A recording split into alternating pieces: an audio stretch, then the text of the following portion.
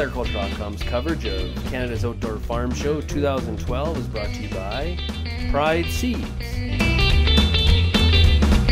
High Stick NT, and Soybeanschool.com.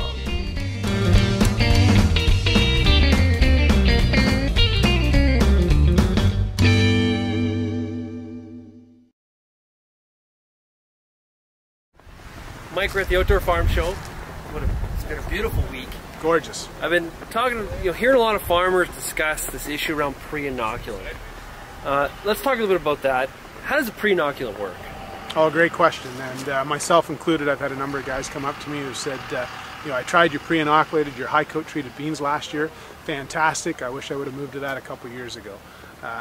If I asked them the one main reason why they chose to go with high coat, and they said, well, our seed company that we deal with promoted it, and when I looked at when the farmer says to me, he says, well, I looked at it, and he said, it's convenience. It's a simple factor of convenience.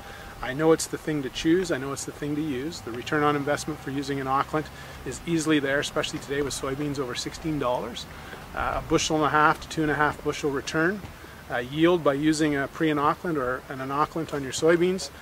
With today's prices, you can't afford not to do that. So it's the convenience makes sense. You buy the bag of seed, the inoculant's already applied.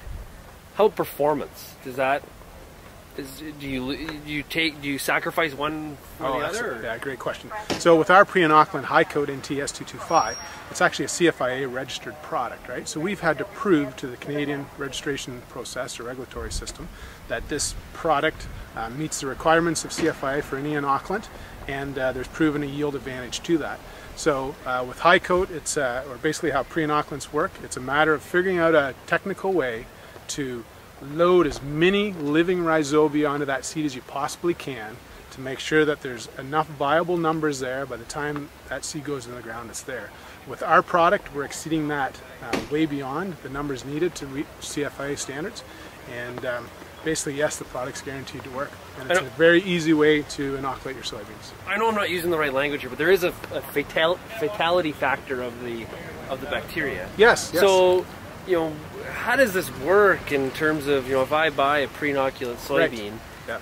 You're estimating based on when it's put in the bag and exactly. when it will be planted, and making sure that estimating by the time it gets to planting that there is the right amount. Yeah, so great question. So basically that question right away basically just goes around formulations and the difference between formulations. So today we have 3 formulations of inoculant, right? We have a peat product, a liquid product, and our high coat NT S225 product, which is a very unique special formulation that combines liquid technology, peat technology, and some other technologies to allow us to put a maximum amount of living rhizobia on that seed in the pre-inoculate situation, keep it viable for X number amount of days to make sure we're above the CFIA standards when that day comes. So with our high coat product, we have a June 15th expiry date each season. So we guarantee that that product has the rhizobia needed by June 15th. Almost like a jug of milk. Almost like a jug of milk with an expiry date, exactly. We know what happens when you drink old milk. Yeah, and better yet, when it comes to an expiry date on an old jug of milk, if the expiry date's June 15th, it's probably still good on June 16th, but there is an expiry date because there's processes put in place for that. With our liquid formulations, different product again, we have a patented technology process where allows us to put more living rhizobia into our liquid than any other liquid that's available today. So that starts us with a way higher number, right? So with our liquid formulation, we have extended days on seed with it as long. It's not as high as our pre-inoculated product, high coat, but they are still both pre-inoculated products. The biggest growth we're seeing in the market right now is at bulk seed sites, where the retail is able to apply the seed treatment and the liquid inoculant at the same time for the grower, and the grower comes in, loads up his wagon, up to a month before he needs the seed or longer, and he can take that home, park it in his shed, and he's ready to go. So what happens in a carryover situation? Great question. So we all know that nobody sells down to 0%. Right. Yeah. So do I have any concerns about that at all, or with this? I guess you'd have to totally re-inoculate the seed again. Exactly. So when it comes to the high coat pre-inoculated product, June 15th is the date. We've yet to see a season where we've ever had to plant soybeans after that. If that was the case, we would recommend a half rate of peat product be applied to the high coat product and then seeded.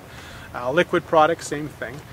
When it comes to return of the product, or being that we don't sell down to zero, we actually ask for all our product back each year. And all our product is returned. We actually dump it or destroy it, and we make new fresh product each season, which is very unique to Becker Underwood Inoculants. That's something that we took a hold of 4 years ago and said, you know, we want the best product going to the marketplace for the grower and for our customer.